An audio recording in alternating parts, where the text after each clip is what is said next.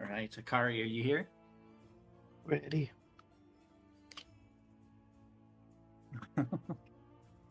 Don't ask me to talk too much. You are all. Then let us suspend our disbelief and enter back into the realm of fantasy. Last, where we all left off, our brave band of adventurers. They had fired the sunlight arrows upon the gleaming gem within the stone tower temple, flipping their reality and turning the heaven ascending tower into a descent to the skies, the void. As they made their way outside of the temple, they found a peculiar path of the tower being almost effectively upside down, with chunks of stone raining from the now earth above, like droplets from a leaky faucet. As the stones cascade down, an unseen force appears to almost disintegrate and just completely destroy the rubble that comes out. But with that such destruction comes an opportunity. A pathway that seems to descend safe from the destruction. As you all proceed your way and make your way outside, you enjoyed a wonderful, wonderful conversation about cooking up pig no-nos in the subscribe to our Patreon for the uncensored version. Until you eventually found your way to a platform with some switches and solving the puzzle by activating certain switches in order. The blocks proceeded to align to a bridgeable gap, which you all proceeded to cross. As the pathway continued on, descending further and further into this space towards the ever-swirling vortex below, you see that the paths split. On one hand, leading down and continuing the descent further, where you see a path somewhat kind of off, trailing back up and connecting back to where the second path leads, as they coalesce at a single outcropping of a large stone with a doorway carved onto it. Deciding to take a break, seeing Akari's state and pretty much being drug around by Josh, you all went inside. And inside appeared to be almost like a chapel of sorts, place of worship with pews lining the central hall, and at the front of it, a large stone statue of King Aigos Duakana. In a fit of frustration and rage, Oro mustered his strength, miraculously unsetting the statue from the stone base it is attached and set in, as he topples it over and spits on it in an act of defiance.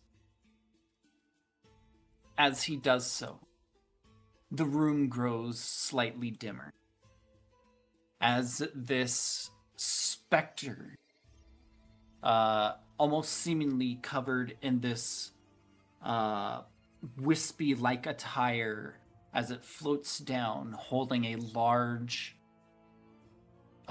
metal scythe.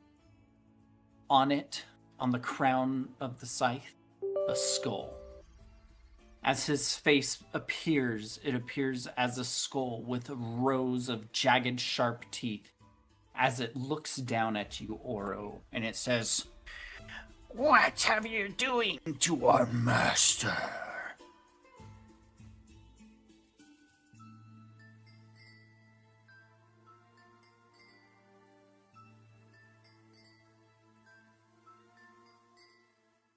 I look at the rest of the group, and I'm gonna be like, well, you see, if it wasn't for your master, we would help me out here, guys, because this guy looks very strong, and I did not anticipate there being any thing that would come from my rage. And I'm gonna start trying to slowly back away. As you slowly back away, you see him bob up with his scythe. Ching! As the tip of it strikes the base, as he floats up, and once again, still following at the same pace you are retreating. Ching! As he pursues you. Who's near me? Is Good Day still near me? I believe so. And then I believe Arhiho is kind of nearby as well.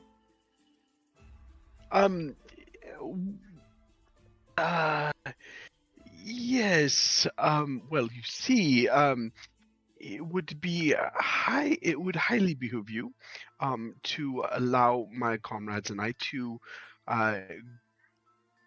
depart from your very welcoming presence,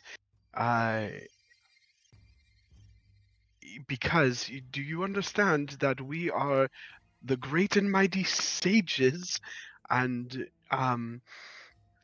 we have felled quite many epic masters, such as Dubious the evil, and Vitruvius the poor, and Dontavius in fact, my friend Good Day here, right here, she has an axe named after an evil being that we felled, Aurelius. I'm sure you've heard of him. Give me a deception check. Absolutely.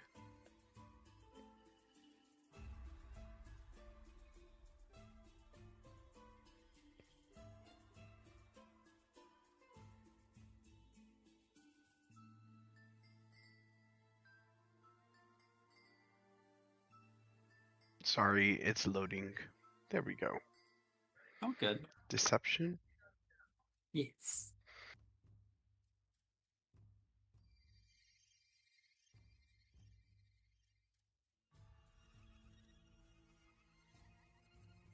We don't like it when you lies. Who's lying? You speak I'm of surely gods, not lying. There is only one. Ka-ching, ka-ching.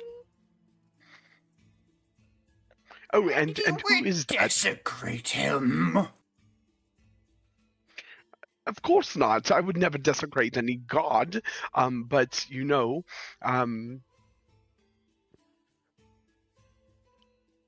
Then explain yourselves.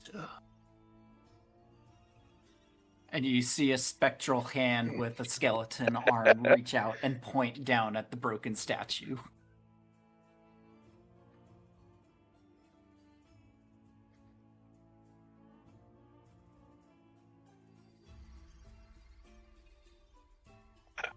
Well,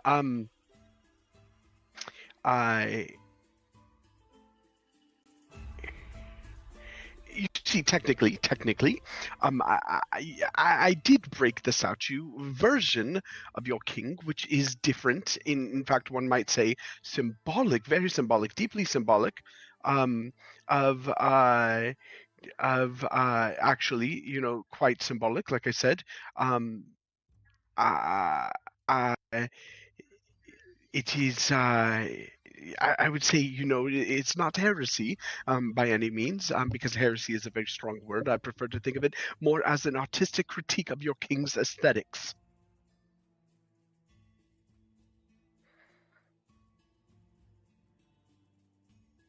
Artistic. Yes. Artistic. Because, Ornaris Zusitir, the igniferous, ember-souled saint of the seven conflagrations, he who once fought a wolf and won mostly. I want to ensure that you understand that it is not any, defiance of said king or anything of the sort. It is more of an understanding of, who, what is. I'm trying to ensure that those who come after us would understand that such a thing is not to be done. And so what better way to do that than to ensure that such things don't happen ever again. And so the only way to do that was to ensure that the very statue of said king was toppled to begin with. Does that make sense? Okay. I'm pulling shit out of my ass.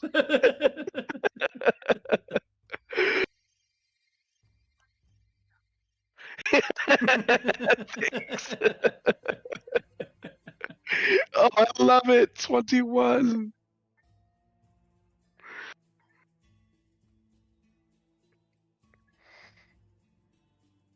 But what would this purpose serve if you were to go around destroying all of the king's vestiges in pursuit of someone chasing after you? And what does this have to do with anything? It doesn't make any sense.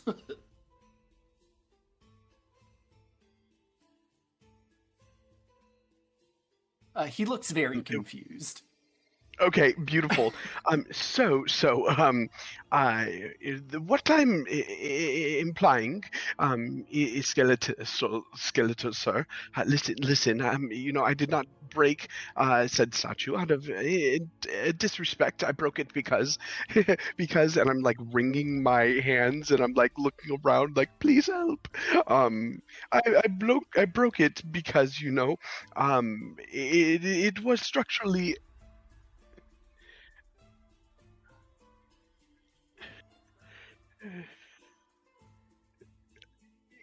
Yes, yes, exactly. You see, it was structurally unsound. Statues like that, especially of kings, can topple over. Very dangerous, absolutely lethal. And so.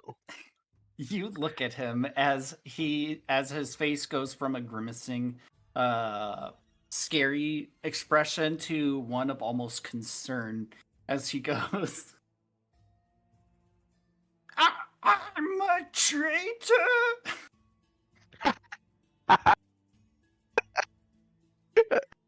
Exactly. You see, well, it was unsound, and we as the great sages were employed by the king to protect everyone. Safety measures, preventative destruction, very responsible.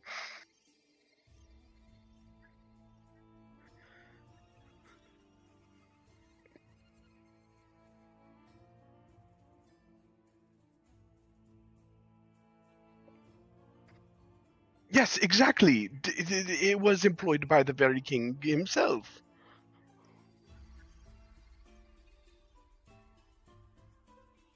Sounds strangely familiar.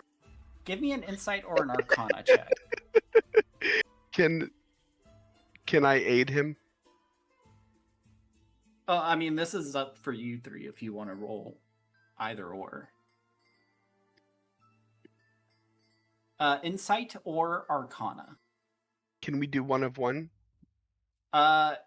If you want to pick someone, if you want to nominate one of you to roll with advantage, sure. Do you want me to do Arcana? Can we do that, DM? Yeah, both of you can roll separately, straight. Oh, okay. Can G'day see if she also sees it? G'day, you I are love right this up next G'day. to them. Yeah. What do I roll? You can give me insight. Because I feel like this would... Ooh, give me insight, or you can give me religion, actually. Because that would align with where Didi or where G'day would know this stuff from. Come on, big number. Well, Okay. listening to everything, can she have advantage?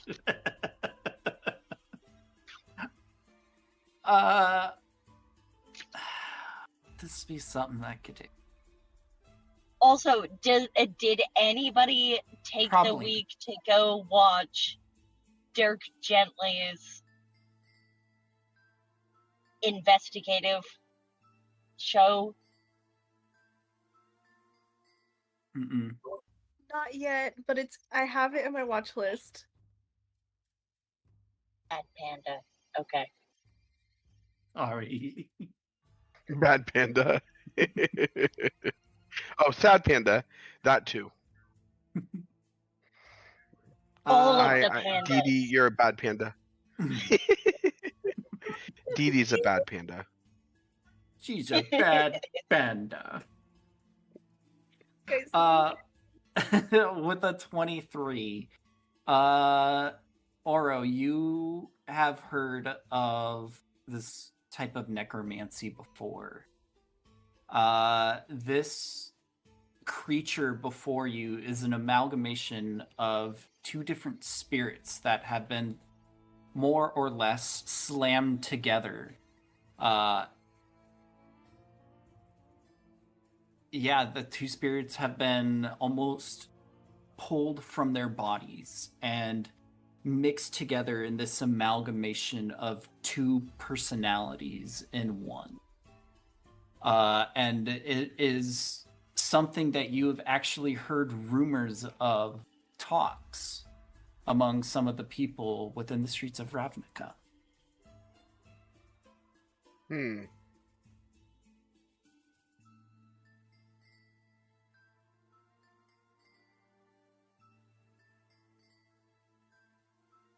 And then what does G'day see?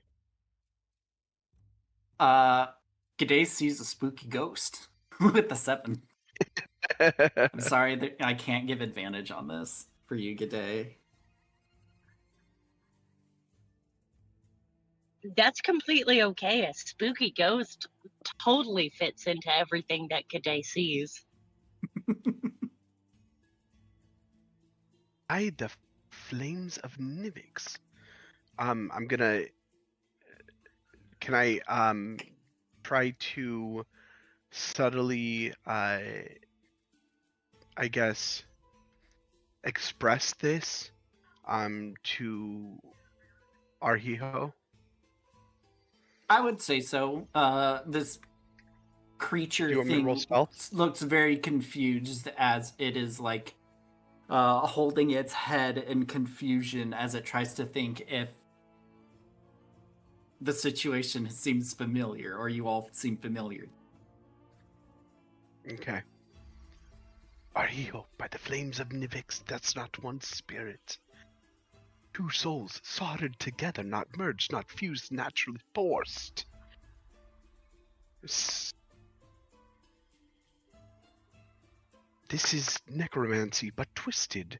Not the kind that binds spirits to armor or bone. No, this is something like grabbed souls and stitched together with thread made of suffering. It shouldn't be possible. Even Rakdos necromancers know better. Even Golgari reapers wouldn't wouldn't do this.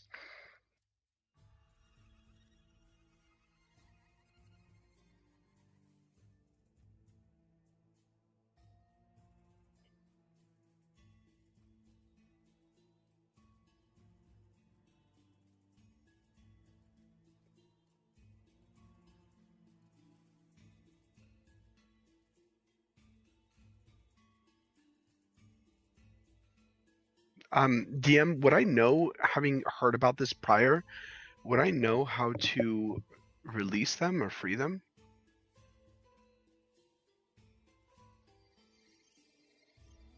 Give me a history check and manage. Ooh, sexy. 22 DM.